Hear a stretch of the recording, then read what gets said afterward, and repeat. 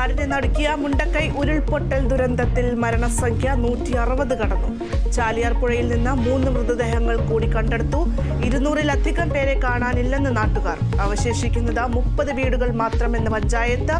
3069 പേർ ദുരിതാശ്വാസ ക്യാമ്പുകളിൽ. മുണ്ടക്കൈ രക്ഷാദൌത്യം പുരോഗമിക്കുന്നു. 4 സംഘങ്ങളിലായി 150 സൈനികർ ചൂരമലയിൽ. സൈന്യത്തിന് പിന്തുണയായി സന്നദ്ധ പ്രവർത്തകരും രക്ഷാദൌത്യത്തിന് വ്യോമസേനയുടെ ഹെലികോപ്റ്ററും. ബെയിലി പാലം നിർമ്മിക്കാനുള്ള സാമഗ്രികൾ ബംഗളൂരുവിൽ നിന്നെത്തിക്കും. സംസ്ഥാനത്ത് ശനിയാഴ്ച വരെ മഴയ്ക്ക് സാധ്യത. വടക്കൻ കേരളത്തിൽ അതീവ ജാഗ്രത. മലപ്പുറം, കോഴിക്കോട്, വയനാട്, കണ്ണൂർ, കാസർഗോഡ് ജില്ലകളിൽ ഓറഞ്ച് അലർട്ട്. തിരുവനന്തപുരം, കൊല്ലം ജില്ലകൾ ഒഴികെ 12 ജില്ലകളിലെ വിദ്യാഭ്യാസ സ്ഥാപനങ്ങൾക്ക് അവധി. സംസ്ഥാനത്ത് ട്രോളിംഗ് നിരോധനം ഇന്ന് അർദ്ധരാത്രി അവസാനിക്കും. നിരോധനം നീണ്ടത് 52 ദിവസം. കാലാവസ്ഥ അനുകൂലമല്ലാത്തതിനാൽ കടലിൽ പോകരുതെന്ന് മത്സ്യത്തൊഴിലാളികൾക്ക് നിർദ്ദേശം.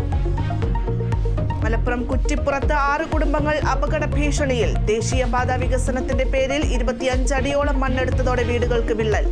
ഏത് നിമിഷവും നിലം പൊത്താവുന്ന വീടുകൾ ദേശീയപാത അതോറിറ്റി ഏറ്റെടുക്കണമെന്ന ആവശ്യം.